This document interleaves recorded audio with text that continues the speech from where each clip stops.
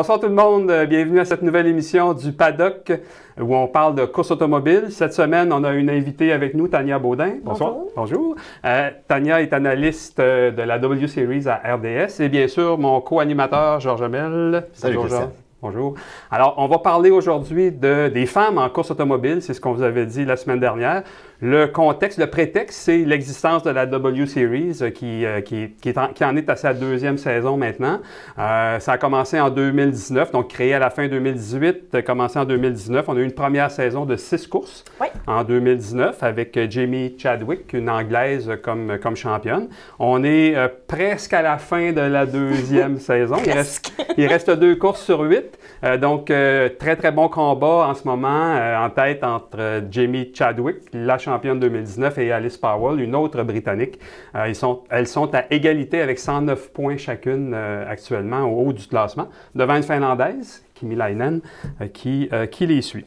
Alors, écoutez, c'est une série... Moi, ce que je tiens à dire, ce qui est très important, c'est que cette série-là est une série où les femmes ont eu leur volant au mérite.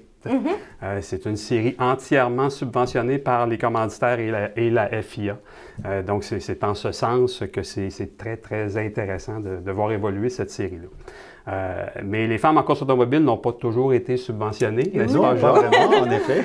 Et puis, je pense que tu veux nous parler un petit peu de l'historique des femmes en course automobile. Ouais, moi, c'est le passé. Je ne sais pas si c'est mes cheveux gris ou quoi que ce soit, mais c'est ça. J'aime ça aller dans le passé, aller chercher. L'histoire des femmes en course automobile est passionnante. Mais si on remonte avant 1950, là, ça va être pas mal long, puis on n'aura pas assez de temps. Donc, on va partir à peu près dans les années 50. On a Maria Teresa de Filippis, qui a été la première, en fait, en Formule 1, qui a participé à plusieurs courses.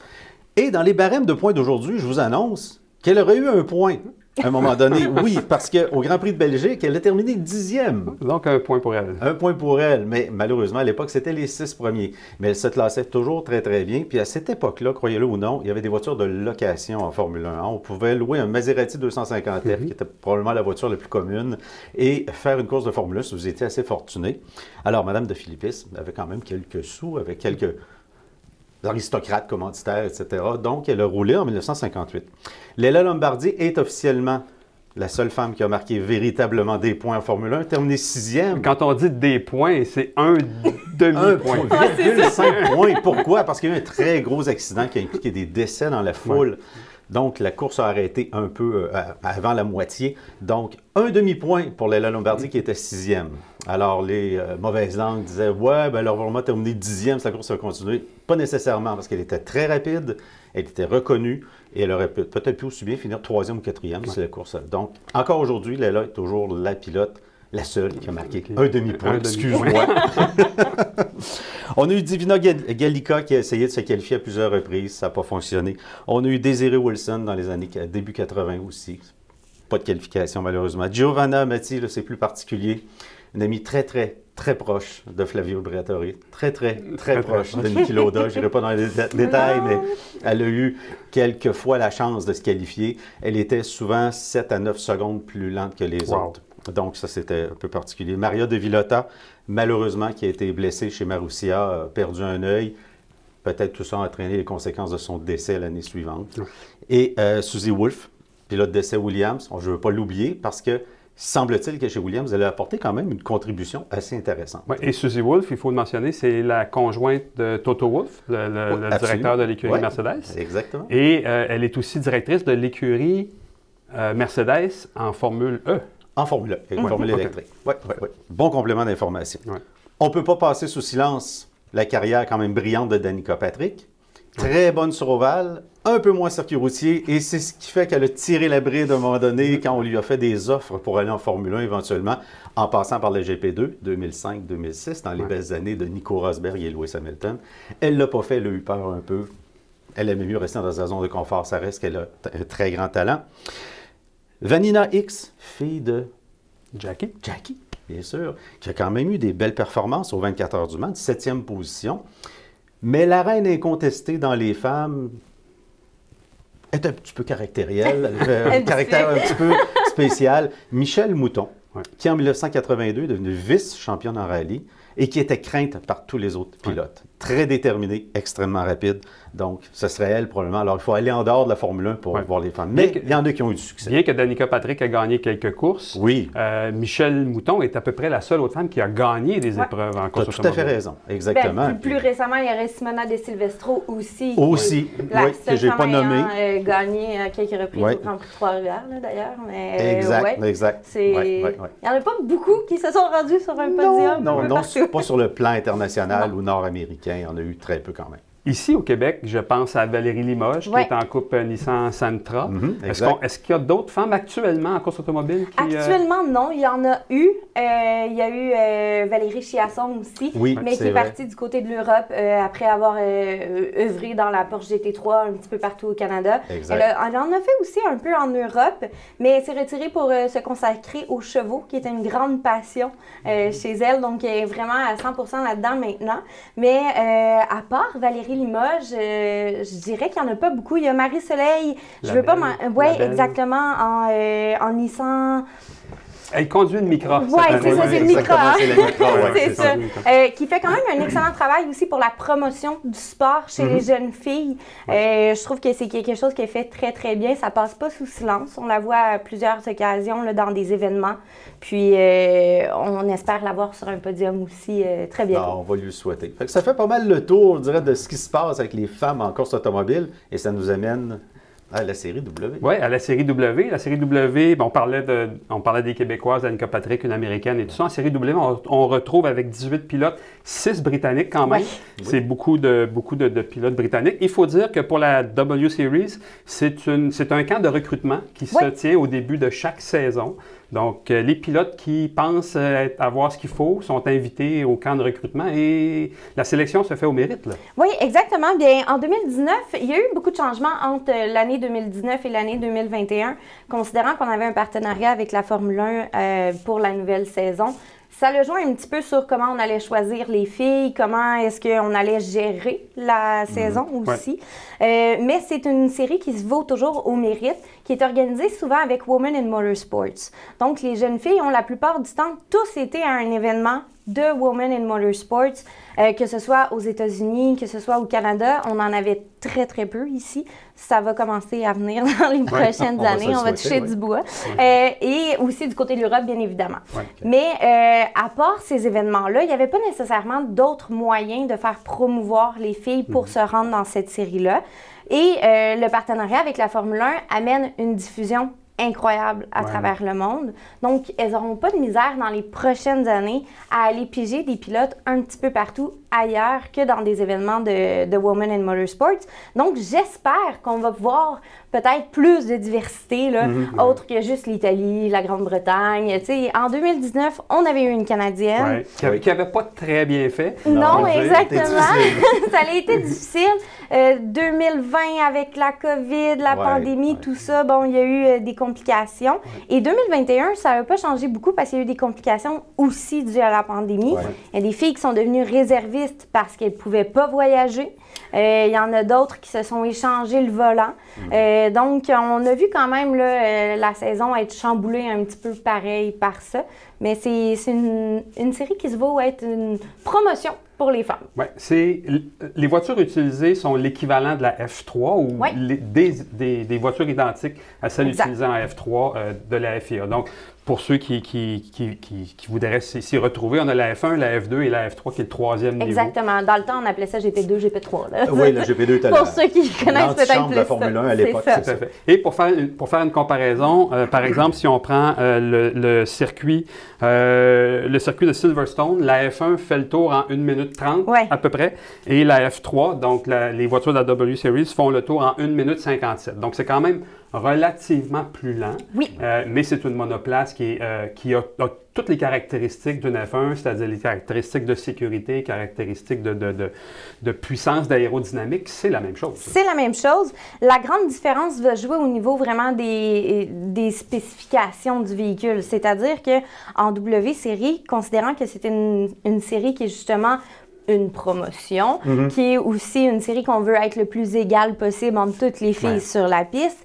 Mais il n'y a pas quelqu'un qui va venir mettre un gros budget, comme exemple Mercedes versus Red Bull. Ça se voit pas en WC. Allez rajouter un petit 40 chevaux, là. C'est ça, exactement. On voit pas ça. Ce qui est très bien, d'ailleurs. Exact. Puis, il y a aussi une spécification, c'est que tous les mécanos changent à chaque événement. Ouais. En effet. Je t'ai entendu le dire. Oui. Donc, c'est quelque chose qui amène, un défi, parce que pour les filles, il y a seulement l'ingénieur sur qui on peut se fier pour la saison complète. Ton mécano, tu sais qu'il a travaillé sur une autre voiture la semaine dernière et tu sais qu'il va travailler sur une autre voiture la semaine d'après. Donc, il y a ce côté-là aussi qui amène, je trouve, un beau challenge pour les filles en piste, mais aussi pour les ingénieurs, parce que là, il faut user de stratégie. Certaine égalité aussi. Il faut apprendre à travailler avec toutes sortes de personnalités. Tout Exactement, c'est ça. En 2019, je sais que les voitures étaient tirées au sort aux pilotes avant la course. Est-ce que c'est encore le cas en 2021? En 2021, il y a des choses qui ont changé. On a eu justement la nouveauté des équipes. Chose qu'on n'avait pas en 2019, c'était vraiment toutes les filles établies en W-Série. Les véhicules étaient tous des véhicules W-Série. À part le commanditaire principal de la série, il n'y en avait pas d'autres. Exactement. Cette année, ça l'a changé, considérant le partenariat avec la Formule 1. Bien, on a vu tout de suite des gens vouloir mettre un petit peu plus d'argent pour la promotion, pour faire en sorte que les filles puissent être vues par de plus grandes séries aussi, parce que ça se veut être un tremplin. Donc, on a vu Puma, on a vu Veloz, qui est une compagnie britannique. On a vu plein d'autres compagnies comme ça arriver en liste vers la deuxième, troisième course de la saison. On a vu que ça commençait à avoir des codes d'écoute pas pires. Allons-y donc. C'était super plaisant pour l'analyse. Ah oui, aussi, ça doit. C'est des informations qu'on a eues au compte-gouttes, un peu partout, comme tout le monde à travers la planète. Donc, on a géré ça en temps et lieu, mais ça fait en sorte que les filles ne tirent plus au sort les voitures. Ah, parfait. La voiture va rester quelque chose qu'on change à chaque course, mais la pilote, l'ingénieur reste avec l'équipe et c'est vraiment là, la coquille qui va rester la même, tout le reste change. OK. Et c'est très, très limité comme modification qu'on peut faire avant une course, là, à part le réglage des ailerons. Le réglage de suspension, probablement. On n'a pas grand-chose à changer, c'est ça. On va y aller avec peut-être la stratégie d'essence. On le sait qu'on doit absolument avoir, si je me souviens bien, cette saison, c'est 10 litres qui doit rester dans le véhicule. Donc, on ne peut pas se dire, moi, c'est pas grave, je vais épuiser mon essence au max. Il y a une gestion qui se fait là. Exactement. Puis, les pneus. Évidemment, c'est la plus grande gestion que les filles peuvent faire. Puis il y a des bourses intéressantes. Je m'excuse, Georges, mais il y a des bourses intéressantes aussi. C'est 1,5 million de prix qui est 1,5 million de dollars américains qui sont remis aux gagnantes à la fin de la saison, dont 500 000 à la gagnante. Et les autres reçoivent toutes quelque chose. Donc, c'est quand même intéressant quand on sait qu'on n'a pas à dépenser pour faire partie de la série. C'est ça. En plus. En plus, tu n'as pas eu à te payer. C'est ça. On ne dépense pas pour l'ingénieur, on ne dépense pas pour l'équipe, mais on ne dépense pas non plus pour le voyagement. On ne dépense pas pour rester dans les hôtels. C'est vraiment la série qui paye absolument tout parce qu'on veut absolument faire un tremplin pour ces femmes-là. Il y a des femmes dans cette série-là qui, il y a quelques années, auraient pu être en IndyCar et ont perdu leur possibilité d'y aller à cause de partnership qui n'a pas fonctionné en termes de budget à ce niveau-là. Donc, c'est un petit peu ce qu'on veut mettre de l'avant. Je comprends très bien. Question, là, je parle à Tania qui est la fille de mon chum Denis, impliquée dans la course automobile depuis nombre d'années. Toi, tu as été élevé là-dedans, tu es tout petit. Tu as vu des centaines de pilotes rouler autour de toi. Sans être pilote toi-même, tu comprends comment tu peux comparer les performances des femmes dans la série W avec les hommes. Parce que dans le fond, là, les femmes en monoplace, ça a toujours été difficile à faire leur place. Qu'est-ce qui manque? Si tu compares les deux, tu as vu des gars rouler dans des mêmes F3. C'est le temps de piste. Tout simplement? Je crois que la seule chose qui manque aux femmes pour pouvoir se glisser dans une équipe, autre que juste en tant que réserviste, là, on va se le dire, c'est vraiment le temps de piste. Parce que souvent, papa, au niveau des gars comme des filles, va avoir un budget X. Absolument. Mais considérant que, on sait, il y a plusieurs femmes à travers le monde qui, à 16 ans, arrêtent complètement le sport, c'est pas une différence dans le monde du sport automobile. Il y a combien de filles qui vont se faire dire « continue tes études » comparativement à un gars qui va aller rouler en Europe tout le temps? Exact. OK. Elle est là, la différence. C'est vraiment le temps de piste, je crois. Puis, de dire à un gars, pousse, pousse, pousse pour te rendre, tandis que tu vas dire à une fille, ben, tu sais, tu devrais peut-être penser à un jour, tu vas vouloir un enfant, tu vas vouloir une famille. En tout cas, j'ai pas le choix de dire que ça se voit dans n'importe quel sport, ça se voit dans n'importe quel travail. Ouais, absolument. À ce niveau-là, la course automobile ne fait pas exception de ça. Là. C'est vraiment le temps qu'on donne à ces pilotes-là qui manque. Depuis que la série existe, il y a une certaine controverse par rapport à ça. Certains et certaines disent que c'est pas correct de faire une série exclusivement réservée aux femmes parce que c'est comme si on les mettait dans une catégorie à part pour dire vous n'êtes pas capable d'être avec les hommes, arrangez-vous de votre côté.